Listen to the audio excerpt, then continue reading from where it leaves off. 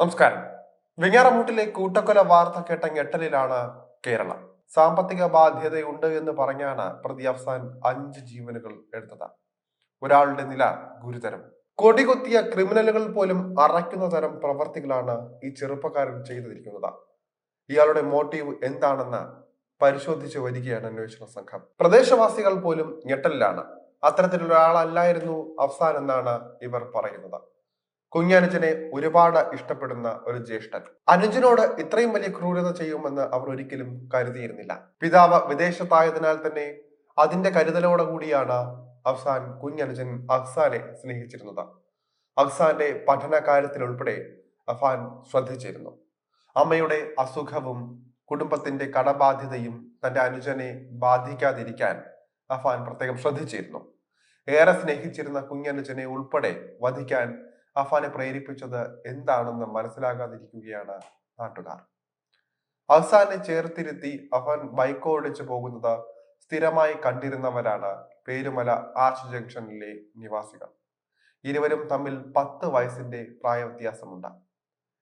കൊലപാതകത്തിന് മുൻപ് അനുജനെ ഹോട്ടലിൽ കൂട്ടിക്കൊണ്ടുപോയി കുഴിമന്തി വാങ്ങി നൽകി. അതിന്റെ അവശിഷ്ടങ്ങളും ശീതളപാനീയവും വീടിന്റെ വരാന്തയിലെ കസേരയിൽ ഉണ്ട്. അഫ്സാൻ മുഴുവൻ കഴിക്കാത്തത് കൊണ്ട് പാഴ്സലാക്കി കൊണ്ടുവന്നതാണോ അതോ അമ്മ ഷമിക്ക് കഴിക്കാൻ കൊണ്ടുവന്നതാണോ എന്ന് വ്യക്തമല്ല.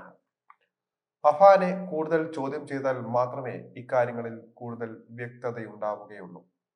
അഫാൻ ആദ്യം കൊലപ്പെടുത്തിയ സൽമാ ബീവിയുടേത് അപകട മരണമാണെന്നാണ് നാട്ടുകാരും പോലീസും ആദ്യം കരുതിയത്.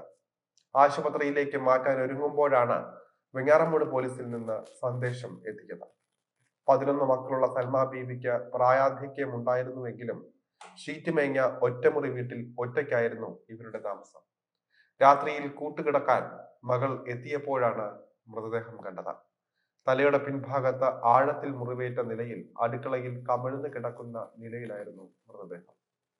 അടുക്കള ഭിത്തിയിലും നിലത്തും ചോരപ്പാടുകൾ. മകൾ ഉടൻ തന്നെ നാട്ടുകാർ വിവരമറിയിക്കുകയായിരുന്നു. അപ്പോഴേക്കും മരണവും ഉറപ്പിച്ചിരുന്നു. പോലീസ് എത്തി പരിശോധിച്ച ശേഷം അപകട മരണമെന്ന നിഗമനത്തിലെത്തി. പ്രായമുള്ളയാൾ കാൽവഴുതി വീണപ്പോൾ തലയിടിച്ച് മുറിവുണ്ടായതാണെന്നും രക്തം മാർന്ന് മരിച്ചതാകാമെന്നുമായിരുന്നു പ്രാഥമിക നിഗമനം. അഫാന്റെ കീഴടങ്ങലിന് ശേഷം വെഞ്ഞാറമൂട് പോലീസിന്റെ സന്ദേശം എത്തിയപ്പോഴാണ് കൊലപാതകം എന്ന് തിരിച്ചറിയുന്നത്. പുല്ലമ്പാറയിൽ കൊല്ലപ്പെട്ട ലത്തീഫിന്റെ മൃതദേഹം സോഫയിൽ ഇരിക്കുന്ന നിലയിലായിരുന്നു. ഭാര്യ സജിത ബീവിയുടേത് ഇതേ മുറിയിൽ നിലത്ത് കിടക്കുന്ന രീതിയിലും. പെരിങ്ങമലയിൽ കൊല്ലപ്പെട്ട ഫർസാനയുടെ മൃതദേഹം 1-ാം നിലയിലെ മുറിയിൽ കസേരയിൽ ഇരിക്കുന്ന നിലയിലായിരുന്നു. അഫ്സാന്റെ മൃതദേഹം താഴത്തെ നിലയിൽ തറയിലും ഷമി മുറിക്കുള്ളിലുമായിരുന്നു. എത്രയും വേഗം മരണം ഉറപ്പിക്കാൻ ലക്ഷ്യമിട്ടുള്ള ആക്രമണമാണ് എല്ലാവർക്കുമെതിരെയും ഉണ്ടായതെന്ന് കരുതുകയാണ്. നിലവിളി പുറത്തേക്ക് കേൾക്കാതിരിക്കാനും ഇത് ഉപകരിക്കുമെന്ന് പ്രതി വിചാരിച്ചു കാണും. എന്തായാലും കേരളം ആ നടുക്കത്തിൽ നിന്ന് മുക്തരായിട്ടില്ല.